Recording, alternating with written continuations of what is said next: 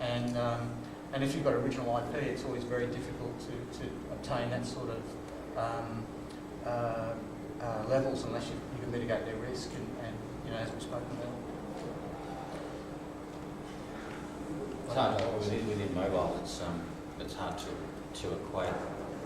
The industry's very young. The publishers, the smaller publishers who would normally give you royalties. I mean, if you go to EA and Activision, they're trying to acquire IP. They're not trying to launch your company with their own marketing campaigns and skills. But if you go then to the smaller companies, they don't have.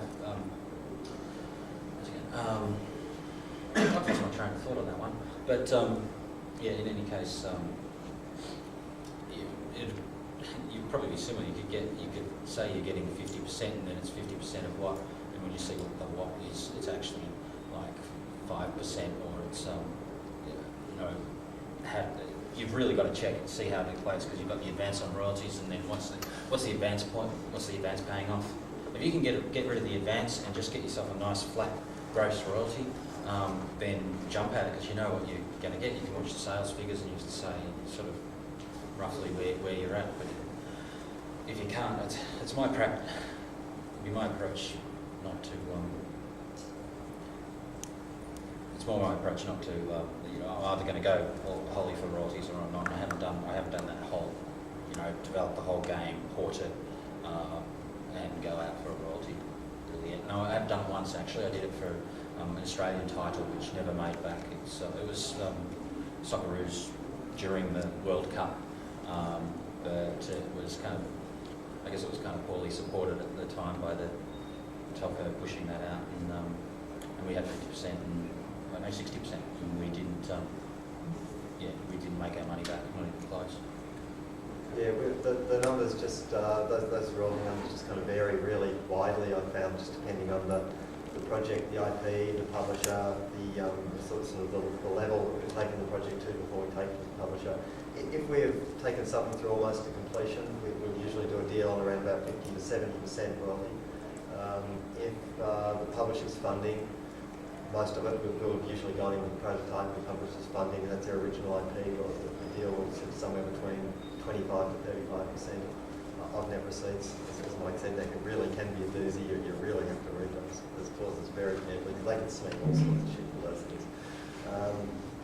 And down at the lower end, if we're doing a licensed product, that's probably down a bit lower, around 10 or 15% royalties on those. We should also point out that most, if not all, developers, unless they're crazy, front end the deal. So you enter into a deal with a publisher, and you've got to build in the margin, and there's usually a contingency in there, and you hope like hell that you don't burn through your contingency, because that's the contingency and your margin are usually one and the same. And at the moment, it's very difficult for developers here and in New Zealand, for that matter, if you're dealing in US dollars, because the weakness of the US dollar is really eating into your contingency. And unless you've got the luxury of being able to negotiate in euros or British pounds, and you also have the ability to hedge the contract with a decent broker at a decent rate, your margins can be eroded. But essentially, what we do at the end of the day, I think the industry standard is to add a 30% margin onto whatever it is, and whatever you get back in royalties is upside. I guess we could go on all afternoon, but we've run out of time. The one thing, just to wrap up, is just to say that with the GDAA website, if you check next week, there's going to be some new information going up. There's a whole host of information about the different programs that are available from Austrade, Industry. There's some stuff from the Victorian government and the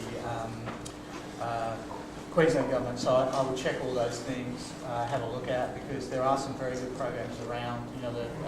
There's, for example, if you're a startup looking to get into the business, have a look at the Comet program, for example, offered by Industry. You can get $110,000 if you meet certain criteria, of course, because it is taxpayers' money at the end of the day. There are other things like, for example, from a technical point of view, Industry's R&D grant program, where a number of the GDAA members have been very successful in securing multi-million dollars of R&D money, which you have to match dollar for dollar. or in, for example, with Fury and Michael Forte in Canberra, Chrome, Ratbag, who unfortunately no longer with us, but they were all able to successfully obtain large substantial amounts of money that we're able to put into R&D. So all those programs will be outlined on the GDA website. We also welcome any questions coming back to the GDAA, particularly through Greg Bonder. If Greg can't answer them, he'll get hold of one of us as board members, etc., and try and get back to you guys. So thank you very much for your time today.